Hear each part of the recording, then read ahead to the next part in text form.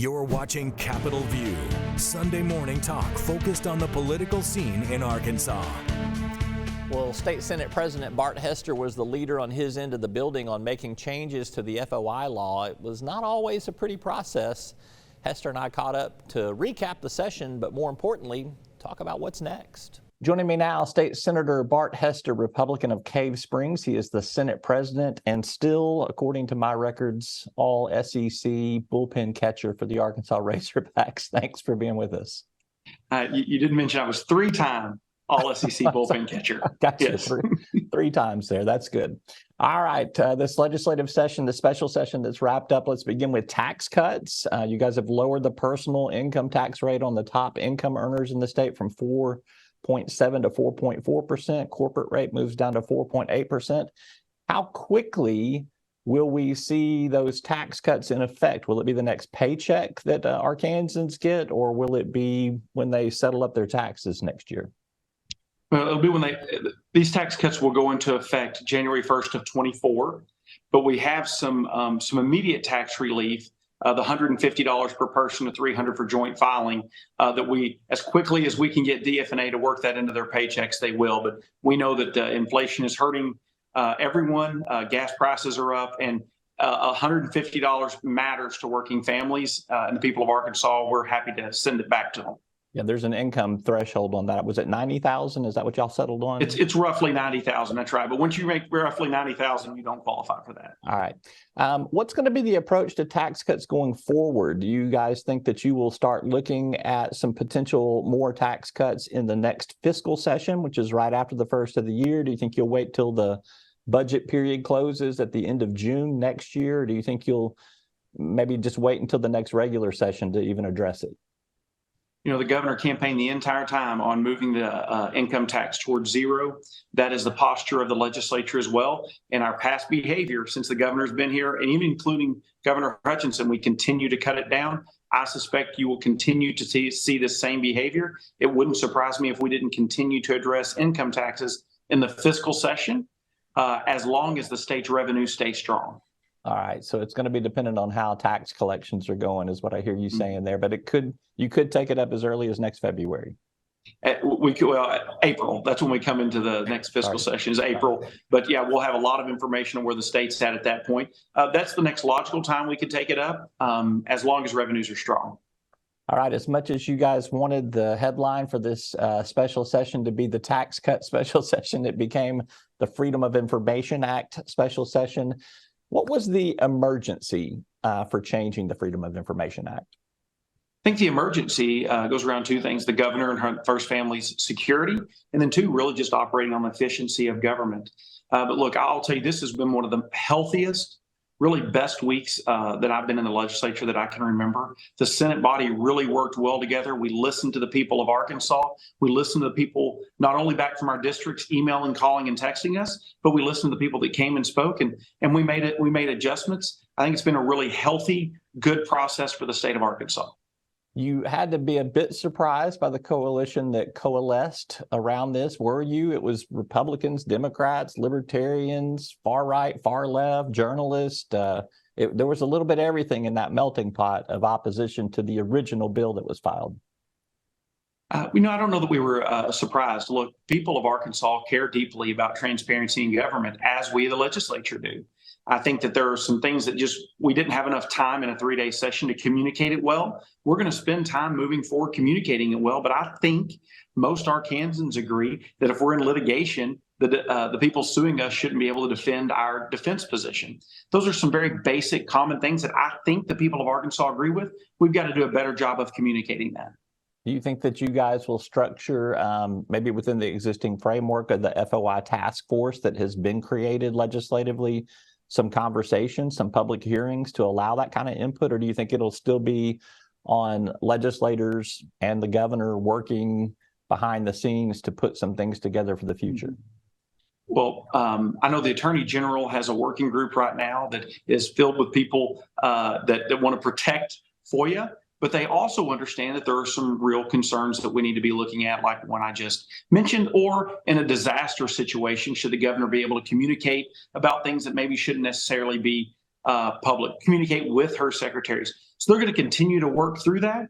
But I can tell you there will be lots of public debate. There will be lots of talk as we move forward for the things that I believe with enough communication and enough understanding, people will agree that it's appropriate. Yeah, the Attorney General's group is a working group. It's not really a formal group in terms of it's not going to have public hearings. It's to advise him on some things as he's described it. Are you talking about putting something together where there will be public hearings to allow input for some of that things? Or do you think you understand all the issues and concerns already?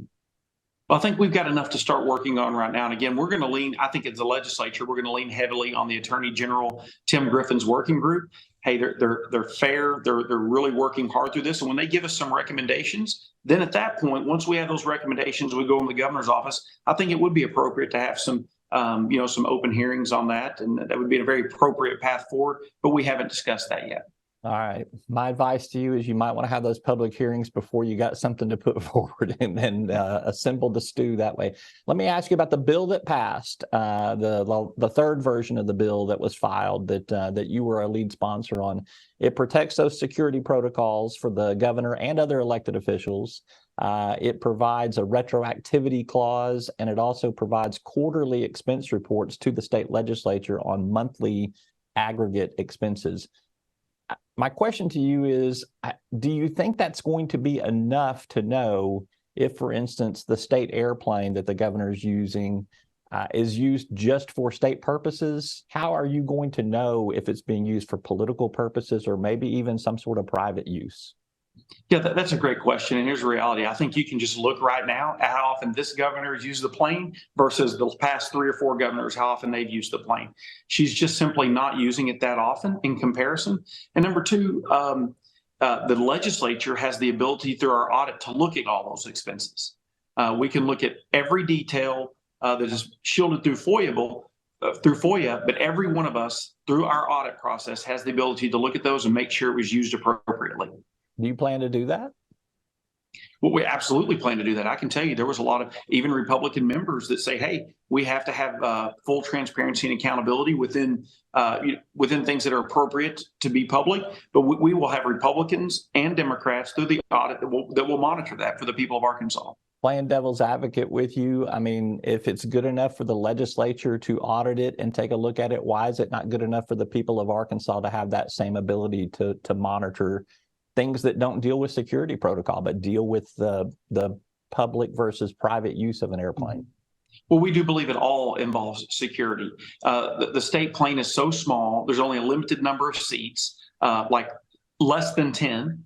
And so if you know that the governor and these 3 people are on there, but every time there are 4 positions that are redacted or 3 positions that are redacted, if you intend to do harm to the governor, you can know pretty quickly that she travels with 3 officers or 2 officers or 4.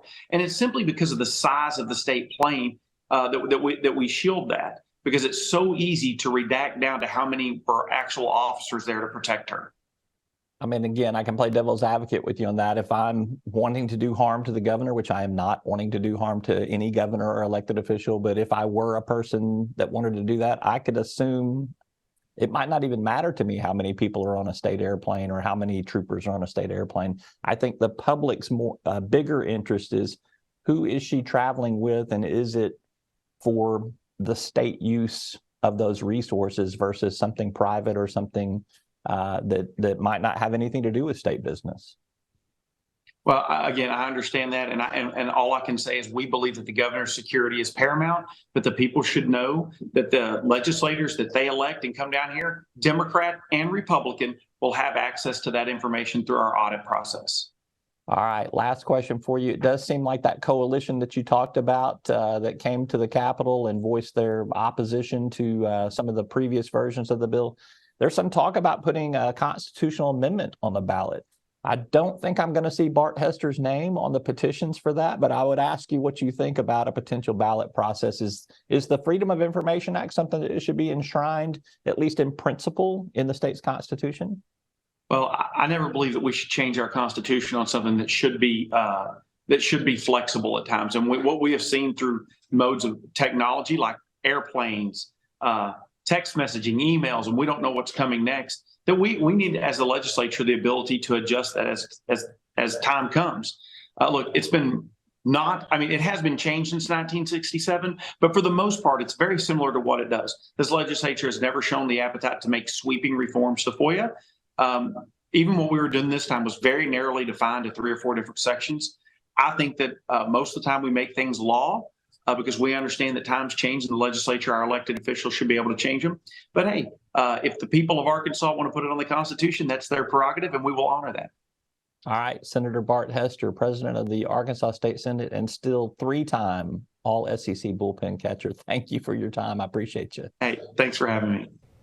That's State Senate President Bart Hester. You can catch the full interview at talkbusiness.net or kark.com/CapitolViewAR.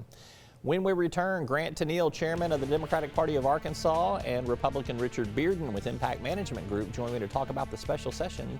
Stay tuned for more.